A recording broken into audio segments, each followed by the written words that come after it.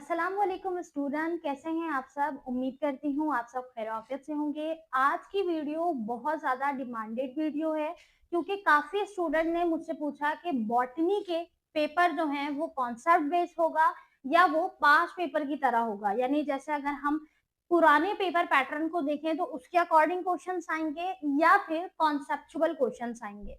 सो botany के paper के लिए जितने भी स्टूडेंट्स परेशान हैं, इंशाल्लाह इस वीडियो के बाद आप तमाम की सारी कंफ्यूजन, सारे डाउट्स क्लियर हो जाएंगे। सही, क्योंकि आज की इस वीडियो में हम बात करेंगे क्लास 11 और क्लास 12 के बॉटनी के एग्जाम्स के ऊपर। सही, तो सबसे पहले सबसे ज्यादा पूछा जाने वाला सवाल, क्या बॉटनी का एग्जाम कॉन्सेप्ट बेस होगा? ठीक है। दूसरा सवाल, क्या पास पेपर के क्वेश्चंस आएंगे या नहीं? तीसरा सवाल, बॉटनी के एग्जाम की तैयारी कैसे करें कि ना सिर्फ हमारे बॉटनी में हम सप्ली से बचें, हमारे बॉटनी का पेपर क्लियर हो, बल्कि हम इसमें मैक्सिमम मार्क्स जो हैं वो ले सकें। तो बॉटनी का पेपर जो है ये थोड़ा सा हार्ड आता है, इसमें कोई शक नहीं। और बॉटनी का जो पेपर है उसमें क्वेश्चंस जो है ना वो थोड़े से out of the pass paper या आउट ऑफ द सिलेबस भी होते हैं। सही, तो आप उसको किस तरीके से डील करोगे, किस तरीके से उसके आंसर को अटेम्प्ट करोगे कि आपके मार्क्स जो है ना वो भी डिडक्ट नहीं हो और आप अच्छे से अपने पेपर पैटर्न को, अपने पेपर प्रेजेंटेशन को भी मेंटेन कर सको। तो इन तमाम चीजों का आंसर मैं आपको इस वीडियो में देने लगी हूँ और साथ में आपको ये भी बताऊंगी कि आपके पास बॉटनी में पूरे नंबर लेने का एक जबरदस्त बेस्ट मौका भी मौजूद है।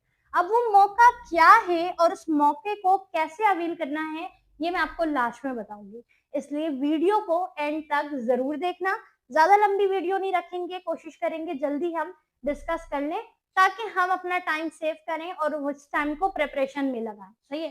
देखो, सबसे पहला सवाल था कि बॉटनी के एग्जाम कॉन्सेप्ट बेस्ड होंगे या नहीं, तो इसका जवाब है हाँ, यस। आपके जो बॉटनी के एग्जाम है वो कॉन्सेप्ट बेस्ड होंगे। अगर आप अपना पास्ट पेपर उठा के देखो तो पास्ट पेपर में जो सेक्शन बी के सवालात होते हैं वो ज्यादातर कॉन्सेप्चुअल ही आते हैं। सही, तो जैसे अभी आपने एक्सपीरियंस किया कि जो मैट्रिक के और 9 के जो बोर्ड एग्जाम चल रहे हैं तो इसमें फिजिक्स का और केमिस्ट्री का पेपर बहुत ज्यादा कॉन्सेप्चुअल आया है, कॉन्सेप्ट बेस आया है। तो आपके बॉटनी का पेपर भी कॉन्सेप्ट बेस आ सकता है और ज्यादातर आएगा, यानी ज्यादा क्वेश्चंस कॉन्सेप्ट बेस पर ही आएंगे क्योंकि नॉर्मली यूजुअली बॉटनी का पेपर कॉन्सेप्ट बेस के ऊपर आता है। अब जब ये कॉन्सेप्ट बेस वाला क्राइटेरिया सारे पेपर्स में हो रहा है तो सोचो बॉटनी का पेपर फिर कैसा आउट आएगा। सही, तो अब आपको क्या करना है, बहुत स्मार्टली अपनी प्रिपरेशन को करना है, बहुत स्ट्रेटेजिकली लेके चलना है, यानी स्ट्रेटेजिक के साथ बहुत ज्यादा इंपॉर्टेंट पॉइंट को देखते हुए, क्योंकि बॉटनी में नंबर भी कटते हैं, पेपर भी बहुत ज्यादा जो है ना वो कॉन्सेप्चुअल आता है। सही है, तो यहाँ पर अब हम इसका हल क्या निकालेंगे, तैयारी कैसे करेंगे। देखिए, पास पेपर जो है ना इसके सवालात आते हैं और इसके सवालात आएंगे भी। सही है, लेकिन इसके सवालात आपको ज्यादातर सेक्शन सी में देखने को मिलेंगे। सही है, सेक्शन सी यानी कि जो आपका लॉन्ग क्वेश्चन होता है बॉटनी का और जोलॉजी का वो ज्यादातर पास पेपर से आता है। सही है, बहुत ज्यादा चांस होता है कि आपके जो सेक्शन सी के सवालात हैं, लॉन्ग क्वेश्चन है, वो पास पेपर से आए। सही, तो सवाल था कि क्या पास पेपर के क्वेश्चन आएंगे या नहीं, तो पास पेपर के सवालात आएंगे, सेक्शन सी में इनके चांसेस है। सही है, तो सेक्शन सी की तैयारी आप पास पेपर से आसानी कर सकते हैं। सही है, अब आपने क्या करना है, पास पेपर को उठाओ। ठीक है, गेस्ट पेपर में भी पास पेपर के सवालात रखे गए हैं। अगर आप गेस्ट पेपर उठा लेते हो उसमें लॉन्ग सवालात की तैयारी आपने यहां से करनी है। सही, अब अगर हम बात करें सेक्शन बी की, तो सेक्शन बी जो होता है स्टूडेंट वो ज्यादातर कॉन्सेप्चुअल आता है और मार्क्स कटते भी सेक्शन बी में ज्यादा है। सेक्शन बी में किस तरीके से आप अपने मार्क्स को बचाओगे, किस तरीके से अपने आंसर को अटेम्प्ट करोगे, इसका जो हल है वो ये है कि वो टॉपिक जो मोस्टली पूछे जाते हैं बॉटनी के सब्जेक्ट में उनके कॉन्सेप्ट को सिर्फ समझ लो। सही, पूरे आपको चैप्टर के कॉन्सेप्ट को समझने की जरूरत नहीं है, टाइम कम है, कम टाइम में मैक्सिमम तैयारी करने का बेस्ट हल है जो मोस्ट रिपीटेड टॉपिक है, यानी जो बार बार पूछे जाने वाले टॉपिक हैं उनको देखो और उनके कॉन्सेप्ट को समझो। मिसाल के तौर पे फॉर एग्जाम्पल फर्स्ट ईयर का बॉटनी का पेपर है लेट्स सपोज, और उसमें एक टॉपिक ऐसा है सेक्शन बी में जो अमूमन पूछा जाता है, वो है यूकैरियोटिक सेल और प्रोकैरियोटिक सेल के दरमियान डिफरेंस। सही है, गौर से सुनना।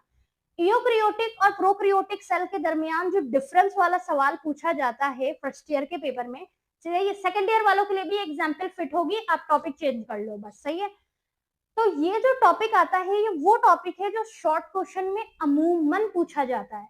सही है, अब आप इसके कॉन्सेप्ट को समझो।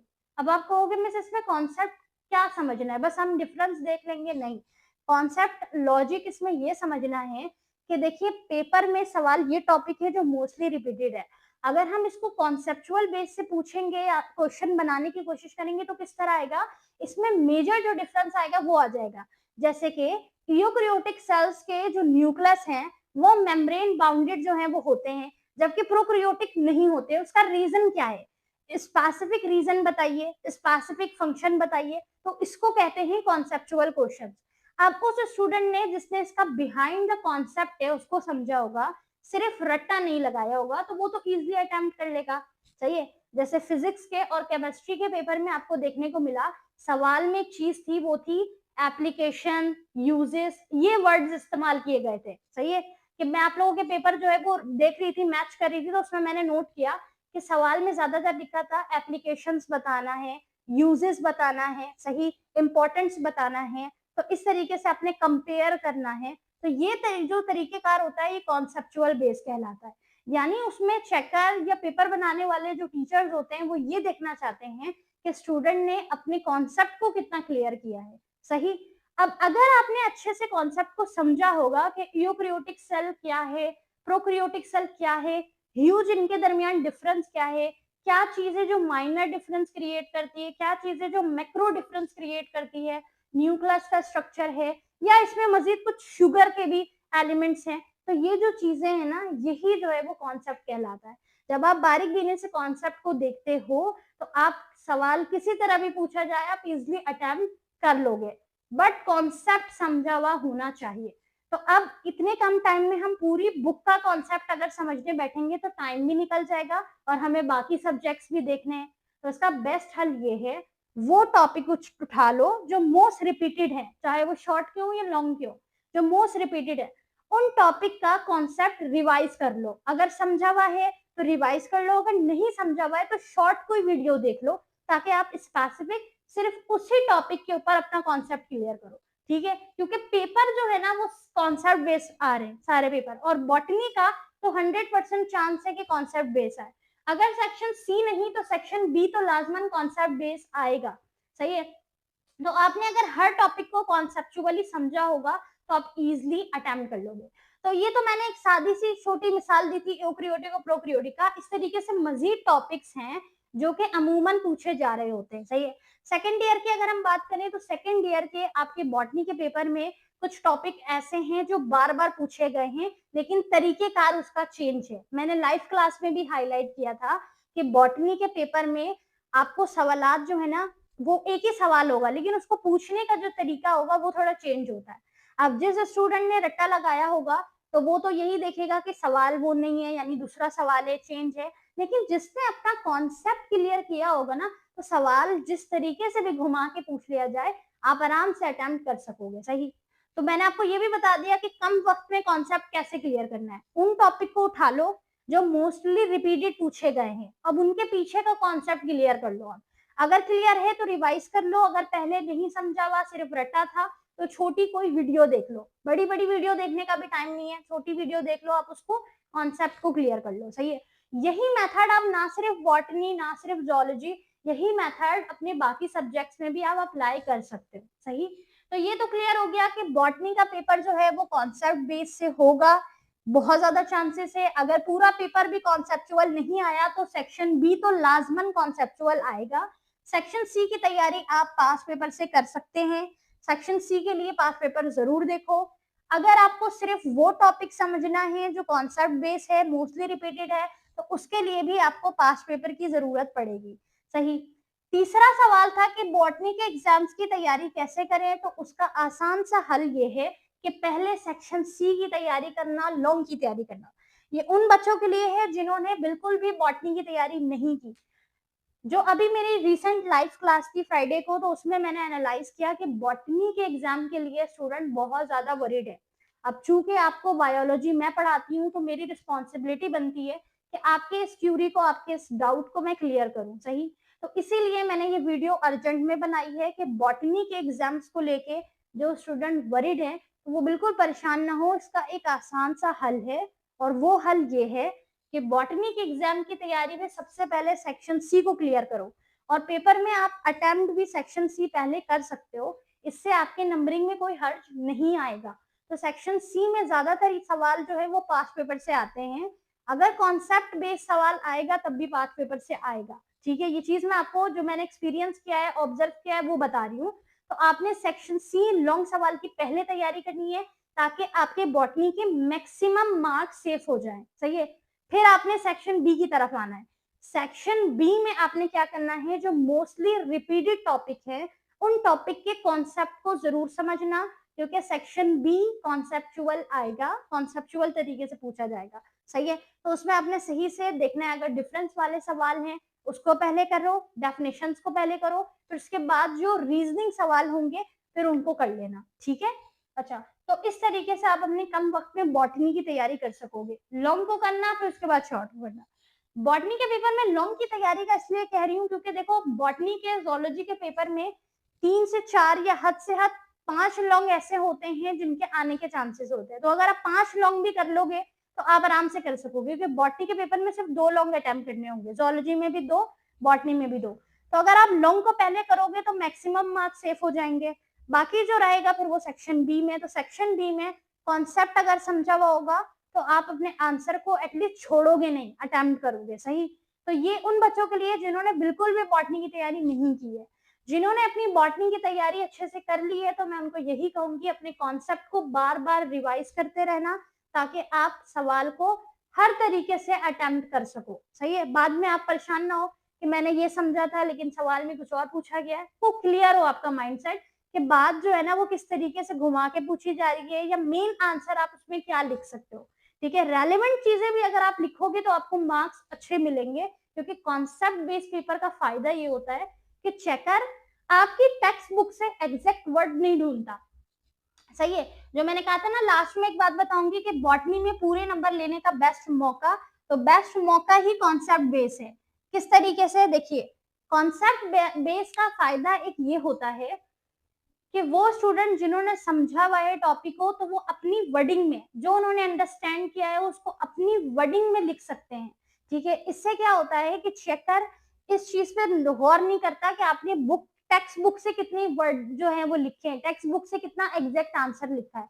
वो ये देखता है कि स्टूडेंट की सलाहियत कितनी है, स्टूडेंट अपनी तरफ से आंसर कितना प्रिपेयर कर सकते हैं, या कितनी चीजें रेलिवेंट वो बता सकते हैं, उनकी नॉलेज में कितना है ये टॉपिक। तो फिर वो आपको ज्यादा अच्छे मार्क्स देते हैं, सही है। तो कॉन्सेप्ट बेस्ड बॉटनी के पेपर में एक सुनहरा मौका इस तरीके से है कि आप अपने कॉन्सेप्ट को समझ के ना, रट्टा नहीं लगाना है, कॉन्सेप्ट को समझ के आपने आंसर लिखना है। अपनी वर्डिंग में भी आप आंसर लिख सकते हो, बट कोशिश करना रेलिवेंट चीजें लिखो, ठीक है। जैसे मिसाल के तौर पे सेकेंड ईयर में एक लॉन्ग सवाल है, जैसे अल्ट्रा स्ट्रक्चर, सही है। तो ये जो अल्ट्रा स्ट्रक्चर है, आप कह लो कि स्केलेटन का, इंडोस्केलेटन का, किसी भी अल्ट्रा स्ट्रक्चर पूछा गया है, या क्रॉस ब्रिज फॉर्मेशन पूछी गई है, तो इसमें अगर आपका कॉन्सेप्ट क्लियर है कि कौन से फिलामेंट है, किस तरीके का स्ट्रक्चर है, कॉन्सेप्ट अगर क्लियर है, तो आप हेडिंग वाइज अपने आंसर को लिख सकते हो, ठीक है। तो आपका जो चेकर होगा वो ये चीज देखेगा कि आपने इस टॉपिक को समझा कितना है, नॉलेज कितनी है आपकी, रेलिवेंट आपने हेडिंग बनानी है। तो कॉन्सेप्ट बेस्ड पेपर का फायदा बॉटनी में इस तरीके से आप ले सकते हो। इसके अलावा जो बाकी कसर रह जाएगी वो आप पूरी करोगे डायग्राम से, सही। वो आप किसे पूरी करोगे, डायग्राम की मदद से। लॉन्ग में भी डायग्राम बना सकते हैं आप, शॉर्ट में भी, रेलिवेंट में। जैसे मैंने कुछ डायग्राम्स हाईलाइट कराई थी, जैसे ये जो हमारे पास फर्स्ट ईयर के स्टूडेंट हैं उनके लिए सेल ऑर्गेनल्स की डायग्राम है, सेल वॉल की डायग्राम है। अगर फ्लूइड मॉसिक मॉडल यानी सेल मेम्ब्रेन आता है तो इसकी डायग्राम की प्रैक्टिस जरूर करना।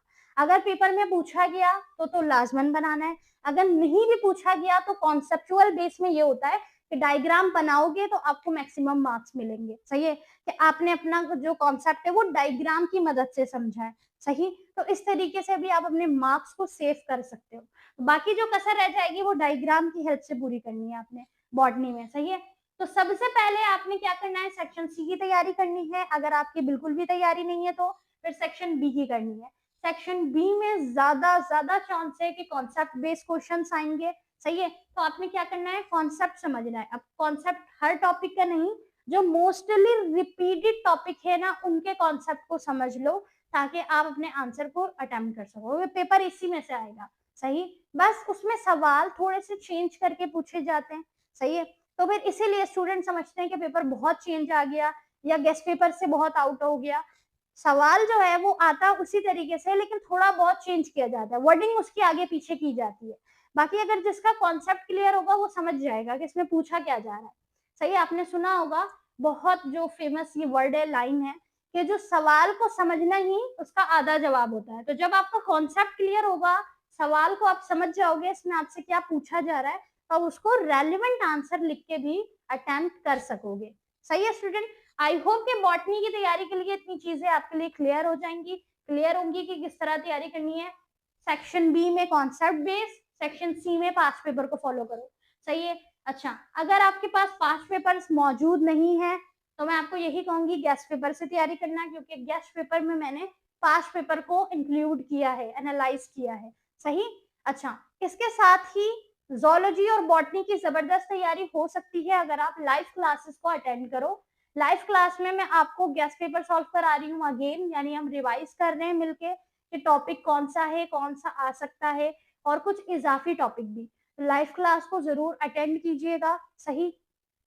अगर ये वीडियो आपके लिए हेल्पफुल लगी हो, आपको समझ आई हो, तो लाइक जरूर करना है। कमेंट में अपनी राय जरूर बतानी है कि आपको मजीद जो है ना किस चीज में प्रॉब्लम हो रही है, बायोलॉजी के किसी सब्जेक्ट में, यानी जोलॉजी में, डायग्राम्स में, लॉन्ग क्वेश्चन में या सेक्शन बी में। तो कमेंट में जरूर पूछना है ताकि मैं आपको गाइड कर सकूं। ठीक है स्टूडेंट, मिलते हैं नेक्स्ट वीडियो में, जब तक के लिए अल्लाह हाफिज।